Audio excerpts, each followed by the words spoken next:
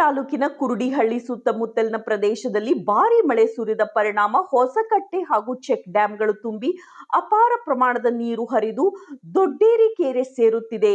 ಕುರುಡಿಹಳ್ಳಿಯಿಂದ ಕನ್ನೇನಹಳ್ಳಿ ಕಾವಲಿಗೆ ತೆರಳುವ ರಸ್ತೆ ಬಂದ್ ಆಗಿದ್ದು, ಕನ್ನೇನಹಳ್ಳಿ ಕಾವಲಿನಲ್ಲಿ ವಾಸ ಮಾಡುವ 4 ಕುಟುಂಬದ ಮಕ್ಕಳಿಗೆ ಶಾಲೆಗೆ ಹೋಗಲು ಹರಿಯುವ ನೀರು ಅಡ್ಡಿಯಾಗಿದೆ. ಅವೈಜ್ಞಾನಿಕವಾಗಿ ರೈಲ್ವೆ ಅಂಡರ್ ಪಾಸ್ ನಿರ್ಮಾಣ ಮಾಡಿದ ಕಾರಣ ಮಳೆಗಾಲದ ಸಮಯದಲ್ಲಿ ನೀರು ನಿಂತು ಸಂಚಾರ ಅಸಾಧ್ಯವಾಗುತ್ತಿದೆ.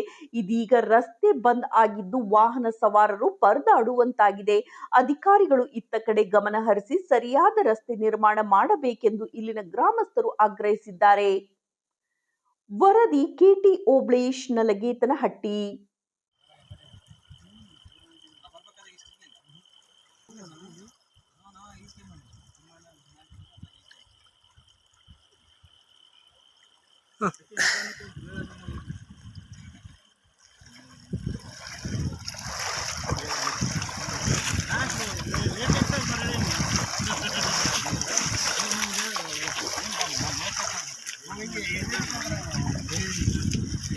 ನಮ್ಮ ಮದಣ್ಣ ಬಟ್ಟೆ ಕಾಣಿಸ್ತಿ ಸಬ್ಸೈಡ್ ಆಗ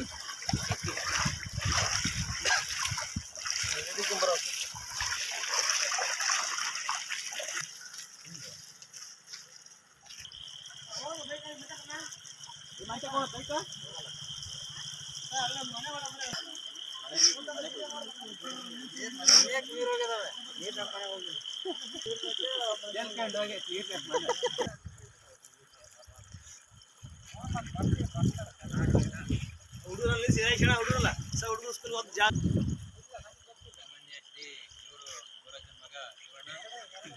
ಚೆನ್ನಾಗಿ ಮಾಡ್ತದೆ ರಾಕಿ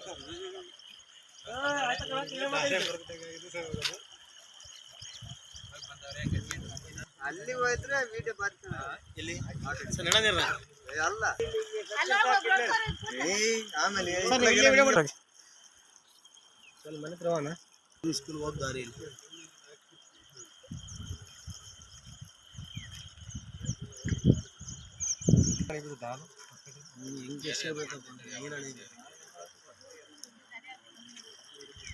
ಈ ನೀರು ಆ ನೀರು ಒಂದೇ ಹೊಲ್ದಾಗ ಅಷ್ಟು ಕಡೆ ಹೊಲ್ಟ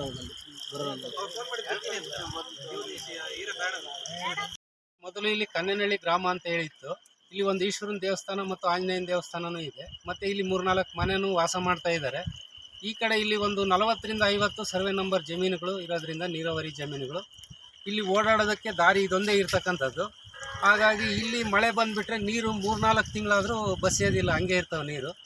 ಮತ್ತು ನಾವಿಲ್ಲಿ ಓಡಾಡೋದಕ್ಕೆ ಒಂದು ಟ್ಯಾಕ್ಟ್ರ್ ಬರೋಕ್ಕಾಗಲ್ಲ, ಒಂದು ಎತ್ತಿನ ಗಾಡಿ ಬರೋದಕ್ಕೂ ಆಗೋದಿಲ್ಲ. ನಾವು ಇಲ್ಲಿ ನಮ್ಮ ಜಮೀನುಗಳಿಗೆ ವ್ಯವಸಾಯ ಮಾಡೋದಕ್ಕೆ ಹೋದರೆ ಎಲ್ಲ ನೀರಾವರಿ ಜಮೀನುಗಳಿದ್ದಾವೆ. ಒಂದು 4-5 ಕಿಲೋಮೀಟ್ರ್ ರೌಂಡ್ ಹಾಕ್ಕೊಂಡು ಬೇರೆಯವ್ರ ಹೊಲದಲ್ಲಿ ಅವ್ರನ್ನ ಕೇಳ್ಕೊಂಡು ಬರಬೇಕಾಗುತ್ತೆ. ಹಾಗಾಗಿ ಈ ಅವೈಜ್ಞಾನಿಕ ಸೇತುವೆ ಇರೋದ್ರಿಂದ ನೀರು ಹೋಗೋದಕ್ಕೆ ನಾವಿಲ್ಲೇನೋ ಮುಟ್ಟಿ ರೆಡಿ ಮಾಡ್ಕೊತೀವಿ ಅಂದರೆ ಈ ರೈಲ್ವೆ ಇಲಾಖೆಯವರು ಇಲ್ಲಿ ನಮ್ಮನ್ನು ಯಾವುದೇ ಕಾರಣಕ್ಕೂ ಟಚ್ ಮಾಡೋದಕ್ಕೂ ಬಿಡೋದಿಲ್ಲ. ನಾವೇ ಸರಿ ಮಾಡ್ಕೊತೀವಿ ಅಂದ್ರೆ ಬಿಡೋದಿಲ್ಲ. ಅದಕ್ಕೆ ಇದಕ್ಕೆ ಸಂಬಂಧಪಟ್ಟ ಅಧಿಕಾರಿಗಳಾಗಲಿ ಇಲ್ಲ ಹಿರಿಯ ಅಧಿಕಾರಿಗಳಾಗಲಿ ಯಾರಾದರೂ ಬಂದು ಇದ್ರ ಬಗ್ಗೆ ಸ್ವಲ್ಪ ಗಮನ ಹರಿಸಿ ನಮಗೆ ಇಲ್ಲಿ ಸೂಕ್ತವಾದ ಪರಿಹಾರ ಕೊಡಿಸ್ಬೇಕಂತ ತಮ್ಮಲ್ಲಿ ಮನವಿ ಮಾಡ್ತಾರೆ. ಇಲ್ಲಿ ಪೂಜೆಗೂ ಬರ್ತಾರೆ ಶನಿವಾರ ಇರೋದ್ರಿಂದ. ಆಂಜನೇಯನ ದೇವಸ್ಥಾನ ಭಾಳ ಚೆನ್ನಾಗಿದೆ, ಹಳೆ ಪುರಾತನ ಕಾಲದ್ದು.